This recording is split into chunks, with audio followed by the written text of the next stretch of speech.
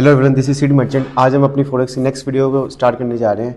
आज हम जिस टॉपिक पे डिस्कस करेंगे ना, वो होगा Elliott wave theory. Elliott wave basically क्या है, इसको फॉरेक्स ट्रेडिंग के अंदर आपने कैसे यूज़ करना है, इसको मैं डिटेल में एक्सप्लेन करूँगा।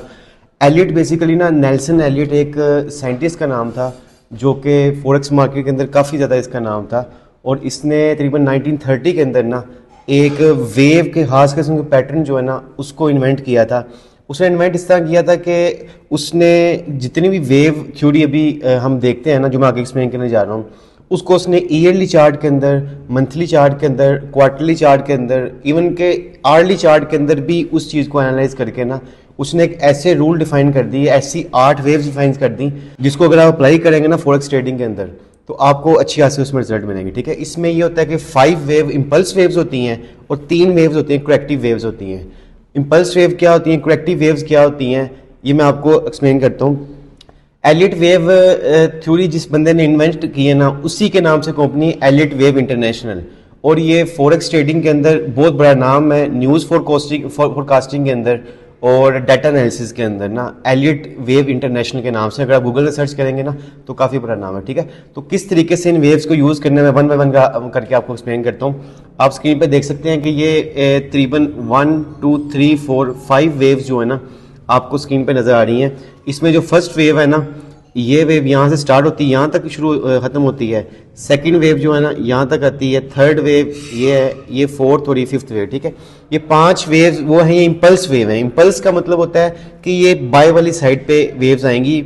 इसमें 3 वेव बाय वाली साइड पे आएंगी, first, third and fifth wave, और सेकंड और फोर्थ वेव जो होगी ना ये सेल वाली डायरेक्शन में आएगी। ठीक है, और इसके बाद जो नेक्स्ट ये आप स्क्रीन पे देख सकते हैं, अगली जो वेव है ए, बी और सी, ये करेक्टिव वेव्स हैं।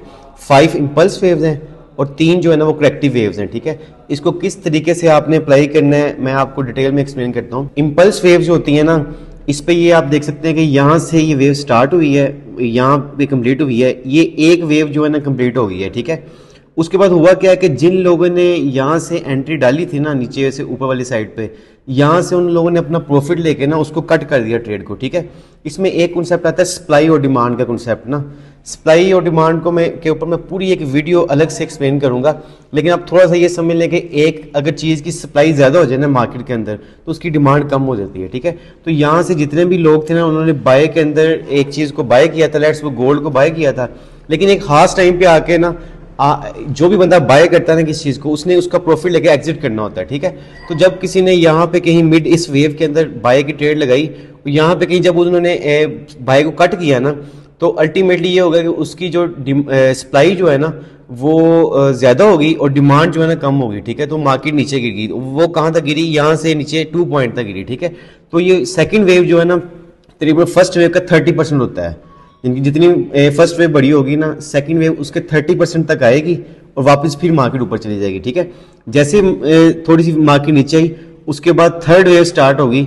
थर्ड वेव के अंदर क्या होगा, जो जिन्होंने फर्स्ट वेव के अंदर बाय की एंट्री कट की हुई थी ना, उन्होंने देखा मार्केट नीचे आ गई, अब दोबारा से मार्केट ऊपर जाना शुरू हो गई है, तो यहाँ से दोबारा बाय कर लेंगे। ठीक है, बाय करेंगे, फिर वो एक टाइम पे आके अपना प्रॉफिट लेके एग्जिट करेंगे और मार्केट फिर नीचे गिर जाएगी। ये 4 पॉइंट तक ये 4th वेव बन जाएगी। ठीक है, 3 से 4 के दरमियान 4 वेव बन जाएगी, और उसके बाद 5th वेव इसी तरह जिस तरह फर्स्ट और थर्ड वेव बनी है ना, तो इसी तरह 3 करेक्टिव वेव्स बनेंगी, ए, बी और सी। ठीक है, इस वेव्स को समझने से पहले आपको कोई रूल्स जो है ना इसके वो आपको समझने पड़ेंगे कि किस रूल को अगर ये वेव फॉलो करती है ना तो ये वेव थ्योरी ही होगी, और अगर एक खास किस्म का रूल ब्रेक हो जाएगा ना तो वेव थ्योरी नहीं होगी। ठीक है, मैं आपको 2-3 तस्वीरें और दिखा देता हूँ। ये देखें, ये first wave, second, third, fourth, fifth wave, 5 wave बन गई हैं। ठीक है, और इसके बाद ये ए, बी, सी, या कलर डिफरेंट है जिसमें मैंने पहले आपको एक्सप्लेन की है वही है। मैं आपको थोड़ी सी ना बेस बना लूँ पहले कि 5 वेव्स होती क्या हैं, इम्पल्स वेव और करेक्टिव वेव, उसके बाद मैं आगे आपको एक्सप्लेन करता हूँ कि इसको अप्लाई किस तरह करना है। ठीक है, ये देखें, इसमें जो फर्स्ट वेव थी ना, initial movement by small number of people, कुछ लोगों ने बाय किया, मार्केट ऊपर चली गई। ठीक है, उसके बाद सेकंड वेव जो स्टार्ट हुई ना, करेक्शन है। फर्स्ट वेव में जिन लोगों ने बाय कट की ना तो उसके बाद मार्केट थोड़ी सी नीचे आई, तो मार्केट थोड़ी सी वापस सेल वाली डायरेक्शन में आ गई क्योंकि बायर्स ने ट्रेड कट कर दी है। ठीक है, उसके बाद जो थर्ड वेव होगी ना वो पब्लिक, मैस पब्लिक, मतलब ज्यादा लोगों ने और मजीद बाय किया। ठीक है, उसमें फिर फोर्थ वेव जो है ना वो करेक्शन है, जिस तरह सेकंड वेव करेक्शन थी ना, इस तरह फोर्थ वेव भी करेक्शन है, और इस तरह फिफ्थ वेव जो है ड्रिवन बाई एक्साइटमेंट, मतलब ये भी इस तरह जिस तरह फर्स्ट और थर्ड के अंदर लोगों ने बाय किया है ना, तो इस तरह 5 वेव आपने अप्लाई करनी है, ठीक है। अच्छा, ये वेव्स जो है ना सिर्फ बाय के अंदर नहीं बनेंगी, इसी तरह 5 वेव सेल के अंदर भी बन सकती हैं, ठीक है। वो मैं आपको MT5 के अंदर ना लाइव दिखाता हूँ किस तरीके से वो बन सकती हैं। आप स्क्रीन पे देख सकते हैं जो इसके रूल्स हैं ना, जिस जो बेस है एलियट वेव थ्योरी की, वो ये 3 से 4 रूल्स हैं तकरीबन, ऑलमोस्ट 3 रूल हैं। चौथा रूल तो एक इतना कोई इंपॉर्टेंट नहीं है, लेकिन इसमें फर्स्ट रूल ये है कि second wave should not exceed the beginning of first wave, ठीक है। सेकंड वेव जो होगी ना, वो फर्स्ट वेव की जो बिगिनिंग स्टार्टिंग पॉइंट होगा ना, उसको एक्सीड नहीं करेगी। ये फर्स्ट रूल है इसका, ठीक है। मतलब सेकंड वेव फर्स्ट वेव के स्टार्टिंग पॉइंट, जहां से फर्स्ट वेव स्टार्ट हुई है ना, उसके स्टार्टिंग पॉइंट को क्रॉस नहीं करेगी, ठीक है। अगर क्रॉस कर जाएगी तो वो फर्स्ट वेव सेकंड वेव नहीं होगी, वो वेव फर्स्ट वेव खत्म हो जाएगी, वो ओवरऑल ही फर्स्ट वेव कंसीडर होगी, ठीक है। तो second wave should not exceed the beginning of first wave, ये फर्स्ट रूल है, ठीक है। सेकंड रूल है इसमें, third wave should not be the shortest among first, third and fifth wave. जो तीसरी वेव होती है ना, वो पहली वेव और 5वीं वेव से छोटी नहीं होगी, ठीक है। ये रूल है इसका। थर्ड वेव जो है ना, पहली वेव और 5वीं वेव से हमेशा बड़ी होगी, ठीक है। ये मैं आपको उसके ऊपर अभी जो पिक्चर है ना उसके ऊपर भी एक्सप्लेन करता हूँ, ठीक है। थर्ड रूल जो इसका ये है कि no overlapping between fourth and second wave. जो सेकंड और फोर्थ वेव थी ना, जो करेक्टिव वेव्स थी, उसके दरमियान कोई ओवरलैप नहीं होगी, ठीक है। हमने ओवरलैप को डिस्कस किया था हमने डाइवर्जेंस वाले लेक्चर के अंदर ना, कि अगर 2 पॉइंट डाइवर्जेंस के उसमें मार्किट चार्ट और इंडिकेटर के चार्ट के अंदर अगर ओवरलैप हो रहा है ना, तो वो डाइवर्जेंस नहीं बनेगी। इसी तरह इसमें no overlapping between fourth and second wave, second और फोर्थ वेव होगी ना, उसके दरमियान भी कोई ओवरलैप नहीं होगी, ठीक है। ये फोर्थ रूल है, rule of alteration. Second and fourth wave take different, मतलब इसके अंदर यह है कि एक वेव के अंदर मजीद 5 वेव बन सकती हैं, ठीक है। मैं कोशिश कर रहा हूँ आपको बिल्कुल ही लाइट तरीके से एक्सप्लेन करने के लिए, ताकि आपको ये समझ आ जाए। अगर मैं इसको एक वेव के अंदर 5 वेव और समझा के करूंगा ना, तो आपको समझ नहीं आएगी। आप इस स्क्रीन के ऊपर देख सकते हैं कि हमारा फर्स्ट रूल था कि second wave should not exceed the beginning of first wave, ठीक है। ये जो 1 से 2 के दरमियान है, ये सेकंड वेव है, जिसको करेक्टिव वेव भी कहते हैं। ये वेव जो है ना, वो पहली वेव का जो स्टार्टिंग पॉइंट था ना, ये स्टार्टिंग पॉइंट था, इसको क्रॉस कभी भी नहीं करेगी, ठीक है। अगर नीचे आएगी मैक्सिमम ये इसको मतलब 0% के लेवल पे आ सकती है, लेकिन इससे नीचे इसका जो लोएस्ट पॉइंट होगा ना, उससे नीचे नहीं आ सकती। ये हमारा फर्स्ट रूल था कि second wave should not exceed the beginning of first wave, ठीक है।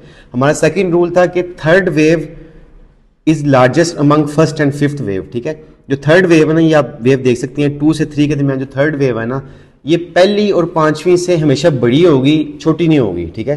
तो ये रूल भी इसके अंदर पूरा हो रहा है कि थर्ड वेव जो है ना, पहली और 5वीं वेव से हमेशा बड़ी है, ठीक है।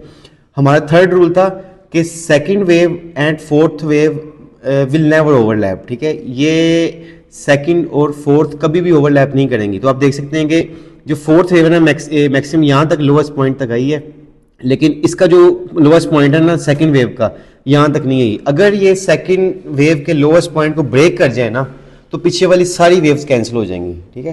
तो ये 3 रूल्स जो है ना, आपको मैंने एक्सप्लेन कर दी है कि इन 3 रूल को फॉलो करेंगे तो इस तरीके से आप। अब मैं आपको MT5 के अंदर बताता हूँ कि आपने एक सिंपल MT4 या MT5 चार्ट के ऊपर से वेव किस तरह आइडेंटिफाई करनी है, और उसके अंदर एंट्री और एग्जिट पॉइंट कौन सा होना चाहिए आपका, ठीक है। ये आप MT5 की स्क्रीन को देख सकते हैं। आपने सबसे पहले यह है कि आपको अगर रूल याद है ना, तो फिर आप आइडेंटिफाई कर सकते हैं रियल टाइम मार्केट में, ठीक है।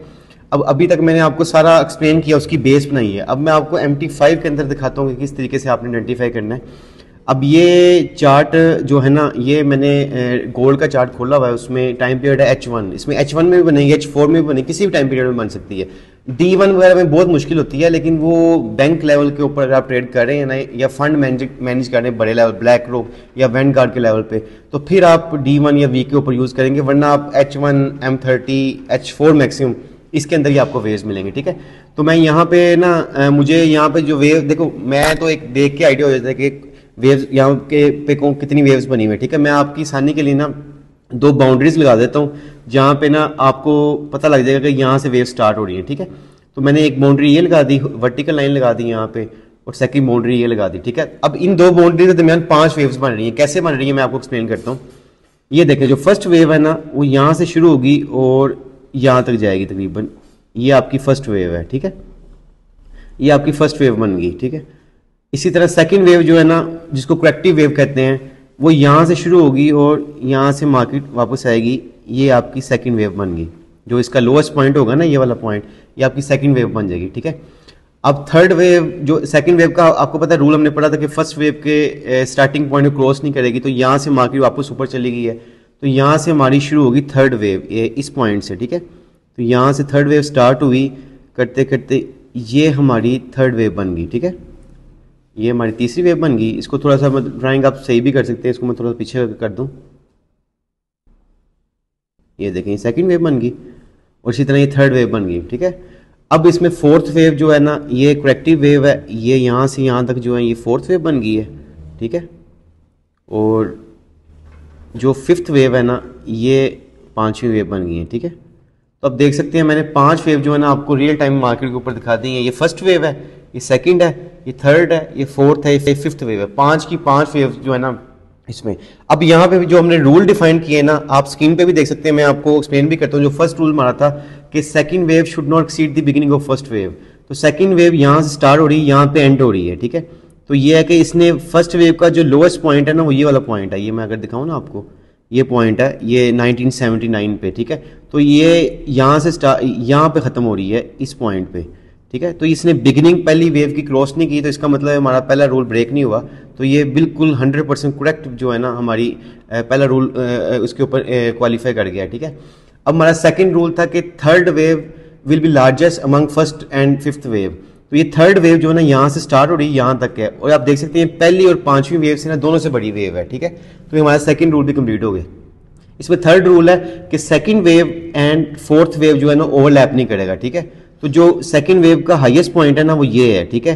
तो जो फोर्थ वेव का ये लोएस्ट पॉइंट है वो ये है, तो ओवरलैप नहीं कर रहे, तो हमारा ये रूल भी इसमें पूरा हो गया है। तो 3 के 3 रूल हमारे पूरे हो गए हैं। तो ये 100% हमारी करेक्ट जो है ना हमारी 5 इम्पल्स वेव्स बन गई हुई हैं, ठीक है।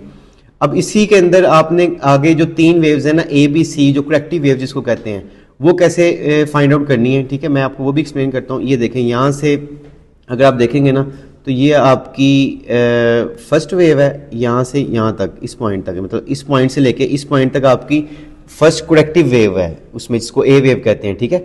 और इसी तरह ये सेकंड वेव जो है ना, यहाँ से यहाँ तक हमारी सेकंड वेव है, और इसी तरह यहाँ से लगाए ना, तो ये हमारी थर्ड, इसको कर लें या यहाँ तक कर लें, ठीक है। ये हमारी थर्ड वेव है। तो टोटल 8 की 8 वेव्स जो है ना यहाँ पे कंप्लीट होती हैं। इस तरीके से आपने, ये मैं दरमियान से ख़त्म कर देता हूँ, ये वर्टिकल लाइन जो है ना, तो इस तरीके से आपने एलियट वेव को ना अप्लाई करना है। आपको मैंने जो स्टार्टिंग में तस्वीर दिखाई था, आप उसके साथ कंपेयर कर सकते हैं। 100% बिल्कुल इसमें कोई रूल भी ब्रेक नहीं होता, ठीक है। अब इसमें एंट्री और एग्जिट पॉइंट जो है ना वो कहाँ पे होता है? एंट्री पॉइंट्स में जिन लोगों ने यहाँ पे बाय किया हुआ था ना, जहाँ पे वो ट्रेडें कट करेंगे मार्केट थोड़ी सी नीचे आ जाएगी, तो यहाँ पे जैसे आपने देखा मार्केट थोड़ी सी नीचे आ गई है, आप यहाँ से सेल कर सकते हैं, ठीक है। सेल करके आपने अपना प्रॉफिट लिया, आप एग्जिट करके मार्केट से। आपने दोबारा देखना है कि थर्ड वेव जब स्टार्ट हुई है ना, दोबारा बायर्स जो है ना वो ग्रीड में आ गए हैं या उसकी डिमांड जो है ना वो बढ़ रही है, तो आप दोबारा इसको ना यहाँ से बाय कर देंगे, तो ये सारा ऊपर आपका प्रॉफिट है, किसी भी जगह आप कट कर सकते हैं, ठीक है। तो आपकी एक एंट्री यहाँ सेल में होगी, ठीक है, सेकंड एंट्री आपकी यहाँ पे बाय में होगी, ठीक है। उसके बाद आपने देखा कि बायर जो है ना उसको सेलर ने ओवरटेक कर लिया हुआ है, मतलब बुलिश मार्केट को बियर्स ने ओवरटेक कर लिया हुआ है, तो यहाँ से आप एक और सेल लगा सकते हैं, ठीक है। और फिफ्थ वेव के अंदर आप दोबारा बाय लगा सकते हैं। तो इस तरीके से आप ना आपकी 3-4 एंट्रीज जो है ना आप इसके अंदर एलियट वेव थ्योरी के मुताबिक कर सकते हैं। और गाइज ये बहुत ज़्यादा एडवांस लेवल पे यूज़ होती है, बैंक्स के फंड मैनेजमेंट लेवल पे यूज़ होती है। उनके हेज फंड मैनेजर भी ना जो हैजिंग कर रहे होते हैं ना, वो इंपल्स और करेक्टिव वेव्स को देखते हुए ना उनके जहन में होता है कि ये अभी इंपल्स वेव चल रही है, करेक्टिव वेव चल रही होती है, ठीक है। तो उसके मुताबिक ये करते हैं। आपने अगर इसमें ट्रेड करनी है ना, तो आपको इसके अंदर 100% एक्सपर्ट होना पड़ेगा, प्रैक्टिस सही होगी, फिर जाके आप इसके अंदर एंट्रीज लगा सकते हैं। अगर आप वैसे ही इसमें बेसिक रूल पर के एंट्री लगा लेंगे ना, तो कभी भी प्रॉफिट नहीं बना पाएंगे।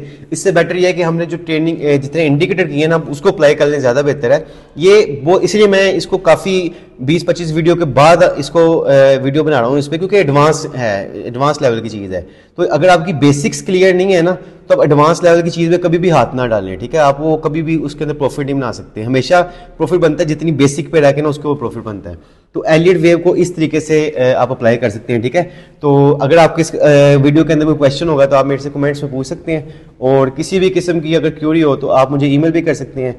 अगर आपको हमारा चैनल अच्छा लगा तो आप सब्सक्राइब कर लें और बेल आइकन को भी क्लिक कर लें। Thank you for watching. Allah हाफिज़।